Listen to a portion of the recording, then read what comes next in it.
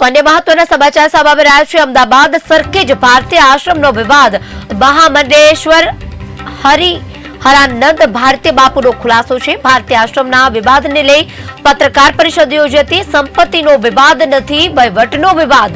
હરિહરાનંદ બાપુએ જણાવ્યું છે, ધર્મની રક્ષા કાજે ઋષિ ભારતીને દૂર કરાયા છે। હરિહરાનંદ બાપુએ જણાવ્યું કે ઋષિ ભારતીએ જાતિગત ભેદભાવના આક્ષેપ કર્યા। દવા મેનેજર રામભાઈ ગઢવીના ગંભીર આરોપ છે। તો આ મુદ્દે વધુ વિગત આપવા માટે આપણી સાથે જોડાઈ ચૂક્યા છે જયેશ પ્રજાપતિ, સંવાદદાતા। જયેશ, અમદાવાદમાં સરખેજ ભારતીય આશ્રમનો વિવાદ વધુ એકવાર વકર્યો છે, શું વધુ વિગત? જે આપણે જણાવી દઉં કે જ્યારથી વિશ્વભર ભારતીય બાપુ દેવલોક પામ્યા છે ત્યારથી સરખેજ ભારતીય આશ્રમ વિવાદમાં રહેવા પામ્યો છે। અને તેનો કેસ છે તે હાલ કોર્ટમાં ચાલી રહી છે। લોકમુખ ચર્ચા પણ છે કે જ્યારે ઋષિ હોય કે જ્યારે કઈ ગુરુ હોય કે સાધુ હો આ રીતે લડતા હોય તો સામાન્ય માણસ શું લડી શકે?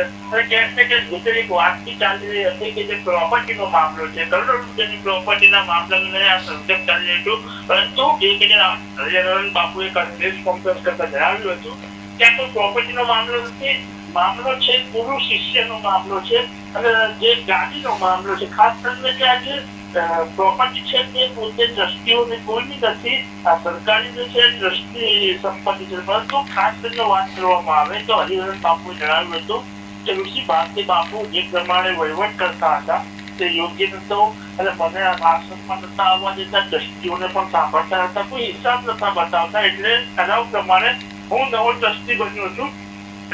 સૌથી મોટી વાત એવી કહેવામાં આવી છે કે ઋષિ ભારતી બાપુનું એક ખાનગી ચેનલમાં એવું નિવેદન પણ આપવામાં આવ્યું હતું કે હરિહરાનંદ બાપુના પોતાના ગુરુ નથી માનતો। એટલે તારી જાહેર નોટિસ છે તે હરિહરાનંદ બાપુએ જાહેર કરી હતી, જેમાં ઋષિ ભારતી બાપુ અને વિશ્વભરી ભારતી એટલે માતાજી વિરુદ્ધ જે નોટિસ જાહેર કરી હતી જેમાં નોટિસમાં લખવામાં આવ્યું હતું તેમને ગુરુ શિષ્યની જે પરંપરા છે તેમાંથી મુક્ત કરવામાં આવશે અને સરખેજ ભારતીય આશ્રમના નામે તેમના સામે કોઈ વ્યવહાર નહીં કરવો, જો વ્યવહાર થશે તો તેમની જવાબદારી। અને બીજા પોઈન્ટની જે ગંભીર આરોપની વાત કરે છે ઋષિ ભારતી બાપુ, કોઈ ગંભીર આરોપ જે નવા મેનેજર છે રામભાઈ ગઢવી તેમને લગાવ્યા છે। તેમને મીડિયા સામે દેખાડ્યું છે કે જે રૂમમાં ઋષિ ભારતી અને વિશ્વભરી ભારતી રહેતા હતા, જે માતાજી તરીકે ઓળખાય છે તે રહેતા હતા, તે બંને રૂમોમાં ડબલ બેડ છે અને અન્ય વાટાજનક વસ્તુઓ જે ગુરુ હોય, જે બાપુ હોય છે, જે સંત હોય છે, મહાત્મા લોકો જે પહેરતા નથી તેવા કપડાઓ અને અનેક વસ્તુઓ અહીંયા જે વાટાજનક છે તે નીકળી હતી। તેમનું કેવું હતું જે ગુરુ પરંપરામાં આ વસ્ત્રો પહેરાતા નથી તેવો ઉપયોગ આ કરી જશે। ક્યાંક ને ક્યાંક હવે ઋષિ ભારતી બાપુ શું કરે છે અને કેમનો આ વિવાદ છે તે સમાજ છે અને આ વિવાદ હજી પણ ચરમસીમાએ પહોંચે છે તે આપણા સમાજ બતાવશે। પરંતુ હાલ તો ઋષિ ભારતી બાપુ અને જે માતાજી તરીકે ઓળખાય છે તેમને જે શિષ્યમાંથી તેમને મુક્ત કર્યા છે। એટલે સૌથી મોટા સમાચાર હાલ કરી શકાય છે। અત્યારે જયેશ, જે રીતની વાત ચાલતી હતી અને એમાં સ્પષ્ટપણે કહેવામાં આવતું હતું કે આ જે બાબત છે તે સંપત્તિને લઈને વિવાદ થયો છે, પરંતુ અહીંયા હવે એ બાબત આવી છે કે આ સંપત્તિને લઈને નહીં પરંતુ વહીવટનો વિવાદ હતો। માલિકી હોય છે જે આશ્રમ હતા ટ્રસ્ટી માલિકી ગેરંટી ટ્રસ્ટ તરીકે આ જે આખી પ્રોપર્ટી હોય છે તેમનું હોય છે। અને હરિહરાનંદ બાપુનું પણ એ જ કહેવું હતું કે આ કોઈ નહીં તો કે એમના પોતે ટ્રસ્ટી છે, બીજા ટ્રસ્ટીઓ છે, કોઈને આમાં એક રૂપિયોની પણ આમાં પ્રોપર્ટી ના હોય છે। એટલે આખી જે વસ્તુ છે જે બીજા આશ્રમો છે તે પણ ટ્રસ્ટ પ્રમાણે ચાલે છે। પરંતુ વહીવટની વાત હતી અને જે મેનેજિંગ ટ્રસ્ટી છે પટેલ તેમણે પણ એવું કહેવામાં આવ્યું હતું, તેમણે પણ એવું કહ્યું હતું કે ગૌશાળા છે અને જે વૃદ્ધાશ્રમ હતો, બીજી બધી જગ્યાએ જે પ્રવૃત્તિ ચાલશે જે આશ્રમની તે બંધ કરીને જે પૈસા કમાવાની રીત પ્રમાણે જે પીજી ચાલુ કરીને ભારતી બાપુ અનેક પૈસા લીધા હતા, તેનો વ્યવહાર તેનો વહીવટ કર્યો હતો અને તેની જે હિસાબ હતા હિસાબ ના આપતા ઠરાવ થયો હતો અને આ પ્રમાણે જે પગલા છે તે ભરવામાં આવ્યા। જી જયેશ, સમગ્ર વિગત આપવા બદલ આભાર। તો અત્યારે જે વિવાદ સર્જાયો છે તે વહીવટનો વિવાદ છે તેવું કહેવામાં આવ્યું છે। પત્રકાર પરિષદમાં જણાવ્યું છે મહામંડલેશ્વર હરિહરાનંદ બાપુએ ખુલાસો કર્યો છે સમગ્ર બાબતે।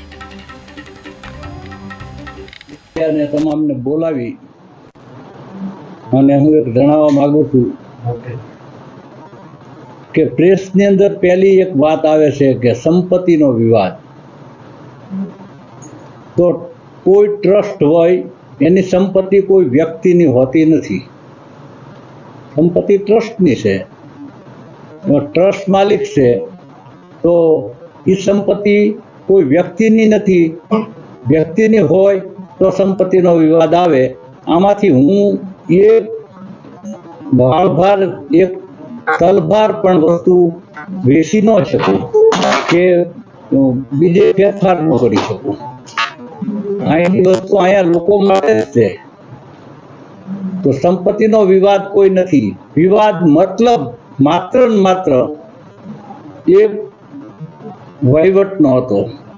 વહીવટ મારા ગુરુજીએ મને સોંપેલો હતો, પણ હું અનપઢ માણસ છું તો મારા બધા શિષ્યોને વહીવટ સોંપ્યો હતો અને હજી બધી જગ્યાઓમાં વહીવટ કરે છે.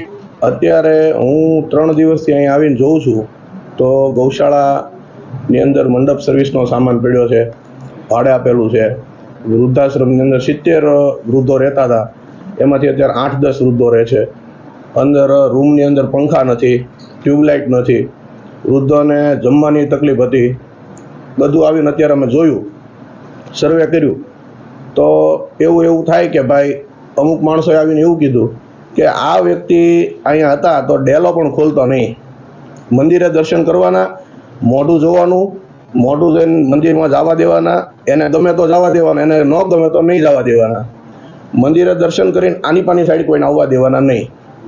આ પરિસ્થિતિ એની હતી. બીજું, રૂમ નંબર 6 અને 7 આ 2 રૂમ એ પોતે વાપરતા.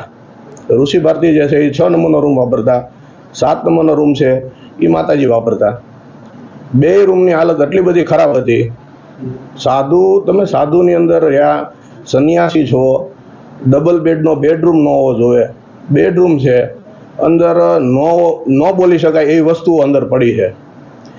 આ બધું બાપુના મગજમાં વાત કોઈ નાખી છે, એના કારણે બાપુ અહીંયા આવેલા છે. આ જગ્યાએ જ બાપુના આદેશથી લાયન્સના અનુકૂળ પ્રમાણે વાનપ્રસ્થાશ્રમ અહીંયા અમે લોકોએ ચાલુ કર્યું હતું. ભાઈ શ્રી રમેશભાઈ ઓઝાના હાથે ઉદ્ઘાટન ખાતમુહૂર્ત કરાવી, મોરારી બાપુના ઉદ્ઘાટન કરાવ્યું અને આખું વૃદ્ધાશ્રમ ચાલતું હતું. ગૌશાળાઓ ચાલતી હતી. આ બધું સંચાલન એમને વિશ્વંભર ભારતી બાપુના દેહાંત પછી ધીરે ધીરે ગ્રેજ્યુઅલી બધું બંધ કરી દીધું. ગૌશાળા બંધ કરી દીધી, વૃદ્ધાશ્રમ બંધ કરી દીધો, પીજી ચાલુ કરી શકે. મારું કહેવાનું તાત્પર્ય એક જ છે કે આ આશ્રમના જે ઉદ્દેશો હતા, જે એના માટે આશ્રમ બન્યો હતો, એ ચલાવવાના બદલે ધીરે ધીરે એમને પોતાને કોમર્શિયલ બેઝ ઉપર એ કામ કરવા મળ્યા. એ બરાબર નથી. આશ્રમ છે, જાહેર સંસ્થા છે, NGO છે, તો એને બધા ટ્રસ્ટીને સાથે લઈને ચલાવવું જોઈએ. તો એકે ટ્રસ્ટીને અહીંયા આવવામાં દરવાજો બંધ રાખે, કોઈને આવવાનું નહીં એવો આદેશ આપી દીધેલો.